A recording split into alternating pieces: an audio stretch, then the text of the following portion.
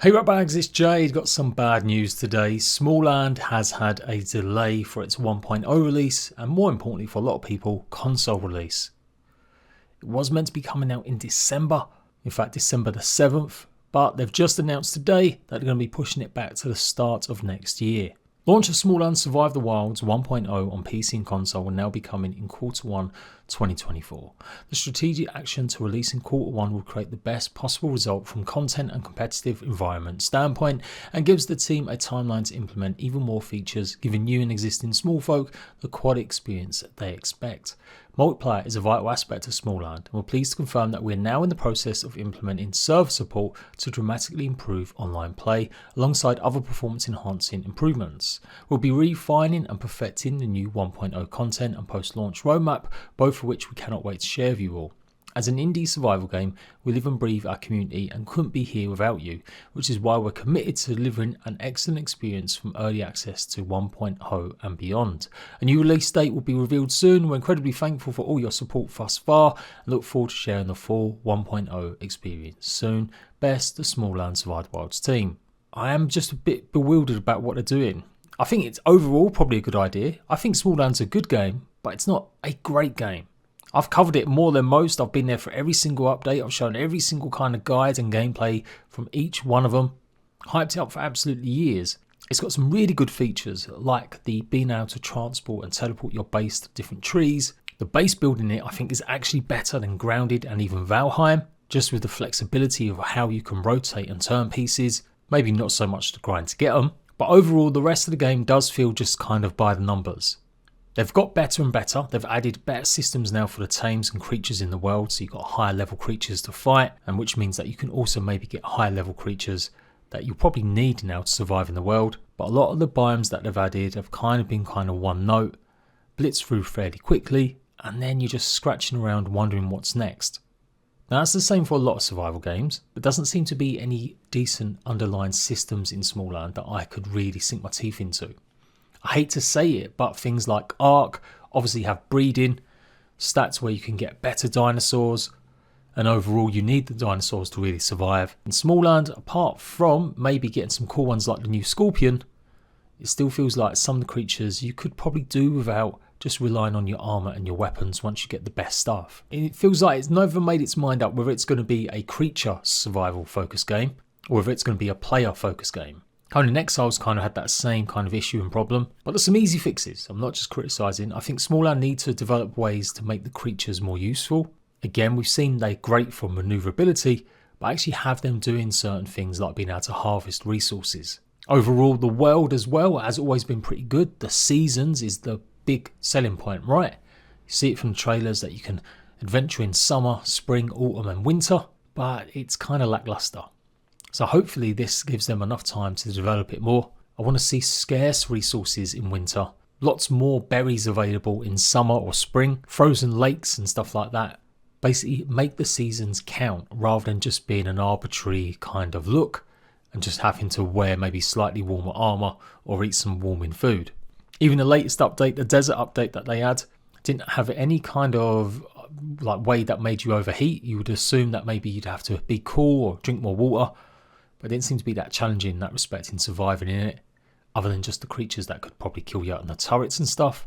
So yeah, I don't really want to complain too much, but I'm just pointing out a few things there. If they're the things that they're going to be working on, great. Adding more capabilities with creatures, making the seasons really count, and I think SMALLAND could really become a great game.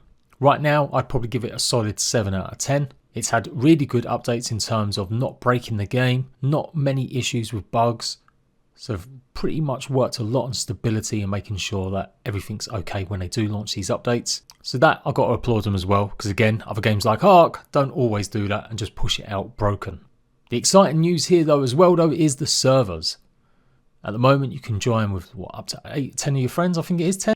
That's always been pretty good, but people did get the hump that they couldn't persist and play on a world together.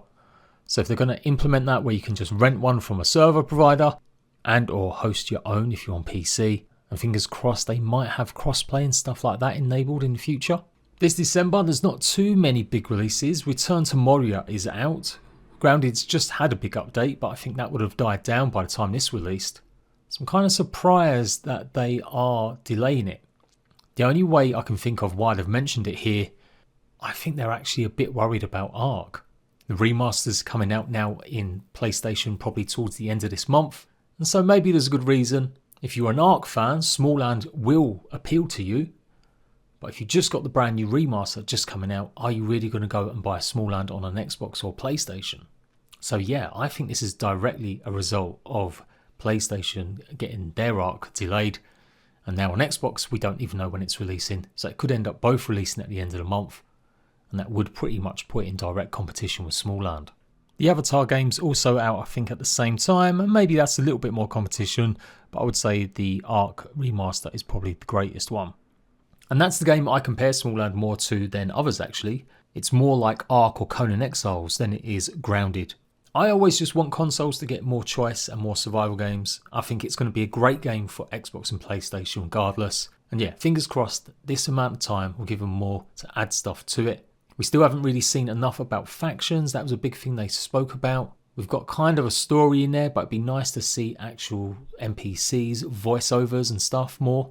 And having just a bit more danger. You can build your bases in the trees, but nothing really happens. There's no danger in having your base attacked, only if you build your bases elsewhere.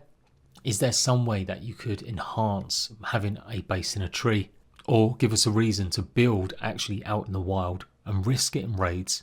Maybe we get bonuses in terms of gathering resources. I don't know, just some ideas thrown out there. With no actual release date given here as well, that's a bit concerning. But fingers crossed it won't be too long before we find out. Q1 runs, I do believe, from the beginning of January up until March. There are some big games coming out next year, but they are mostly PC survival games. Enshrouded is coming out at the end of January. Nightingale's coming out in February.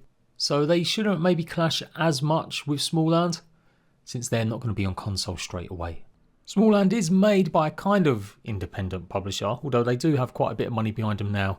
They've been bought out by Maximum Entertainment, but this has been made by a tiny little team. So fingers crossed they can add the stuff that I've been talking about or give us an idea when to expect some of that stuff. They have got a robust, I do believe, roadmap after 1.0. They're not going to just stop. They will be releasing more and more content afterwards, and it'd be nice to definitely see that roadmap appear before launch, just to reassure people that yeah, there's going to be plenty of content incoming too. So even if some of the stuff I mentioned isn't on the docket until actually after 1.0, that's okay, as long as we know roughly when to expect it. And yeah, I really want to dive back into SMALLAND. Like I said, I've been there for the updates, but give it a good go more than just maybe 4 or 5 days, which I have done for the last few months. It had a quite short cycle in early access, so again, props to them for trying to get it out sooner. But yeah, definitely seems like they're a bit scared of the competition, so fingers crossed they can release it and hopefully get the light they think the game needs. Until next time, Ratbags, I'll catch you later.